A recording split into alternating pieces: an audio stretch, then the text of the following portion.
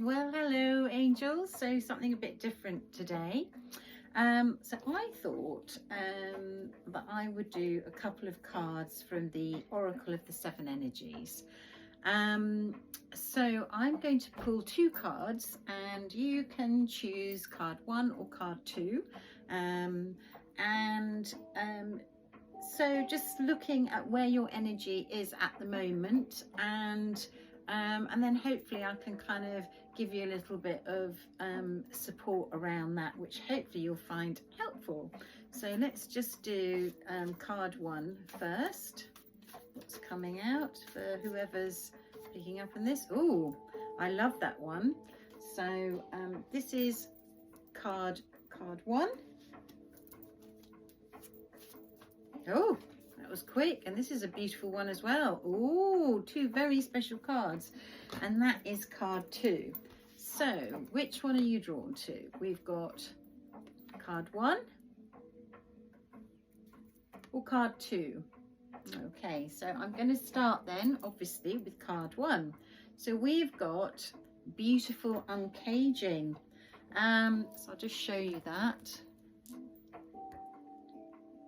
Absolutely gorgeous. So you can imagine what that is. And funny enough, with everything that's going on with the energies at the moment, that's quite an appropriate one.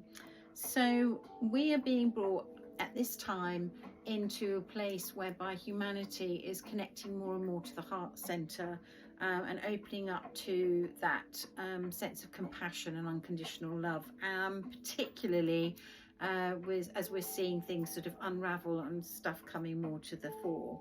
So this card, I feel, beautiful uncaging, for any of you who may have actually been through a little bit of emotional trauma recently, within your relationships, whether that be with a partner, or even, you know, struggling with your kids, or with, you know, perhaps the demands sometimes of parents, whether they be aging or, you know, just perhaps over caring sometimes, which we can think of as you know, as interfering, and that maybe there's been a bit of a ruckus going on, or some disputes which have maybe made you feel a little bit vulnerable, and made you question your own feelings, and, you know, did I or didn't I, and, you know, feeling a bit hurt.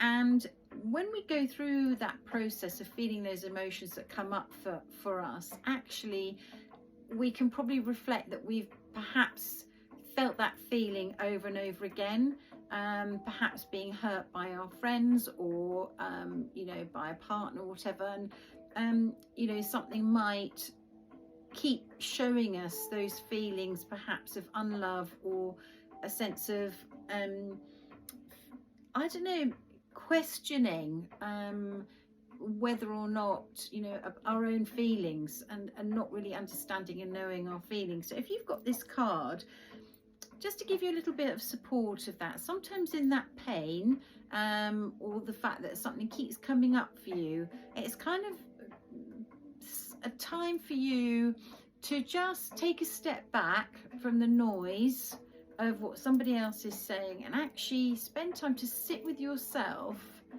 and reflect on those feelings that you're feeling, and start to really connect with that vulnerability. Ask yourself, where does that really originate from?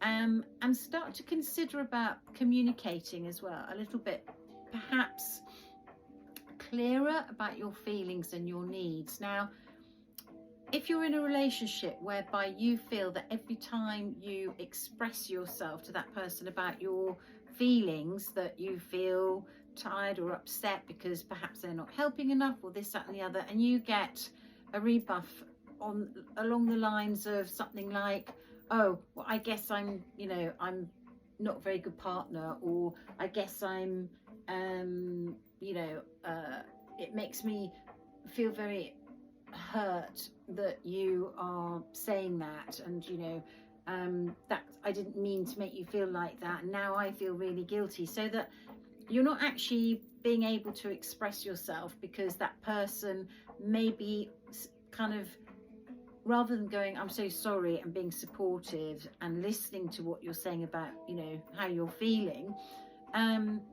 they're then turning it around and bringing all about their feelings and the fact that they basically feel criticized. This is a good way of realizing that maybe you might need to consider about how you're communicating with each other, and see whether that keeps happening.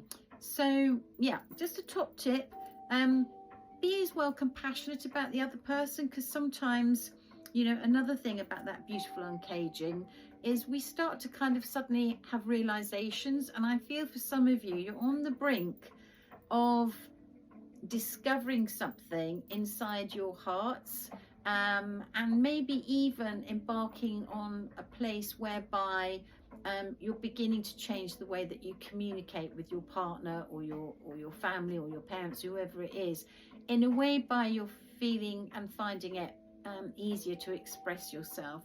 And if you're not, it might be a time of reflection onto what's really going on for you emotionally. So I hope you've enjoyed that. So that's card number 1. Also, this is 14. Card number 14, so 1 and 4 is 5. So you've got some emotional changes coming for you, which are positive, because this is an uncaging of your feelings, inner wisdom, self-compassion, and maybe looking at things slightly differently. So that is card 1. And card 2, now this is Awakening the Genius.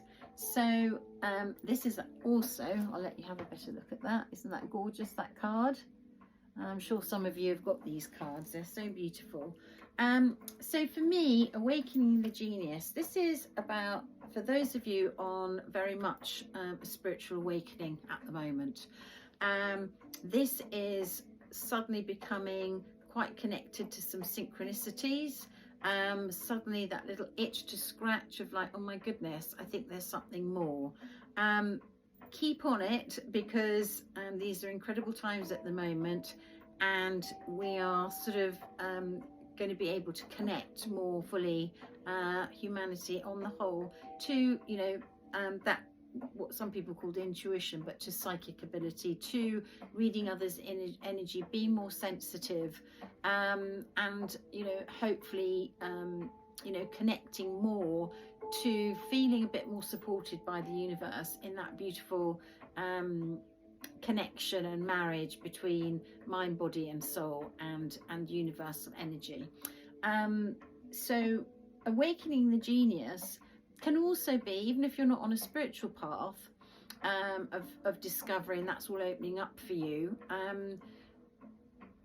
this is an indicator that maybe it's time for you to look at what your passions are.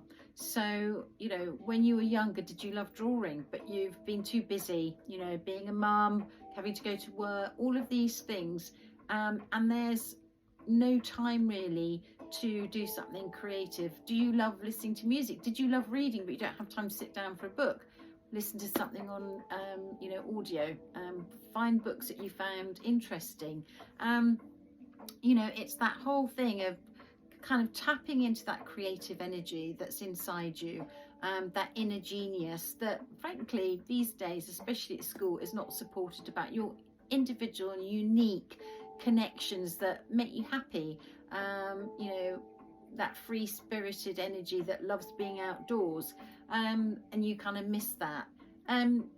Really kind of look at that and see if there's some small way you can bring that back into your life, because that is actually also part of our spiritual journey, because that brings us a lot of joy, a sense of freedom, away from the constraints of everything else that we're trying to hold together in the lives that we live. So yes, so I hope that is helpful. Card number 2, Awakening the Genius. Finding your passion, finding your ikigai, as I did, perhaps a little later on in life than hopefully some of you will find, but found my passion, my inner joy, awakened my genius. So and I hope this is those that, for that second card, you're on the brink of that.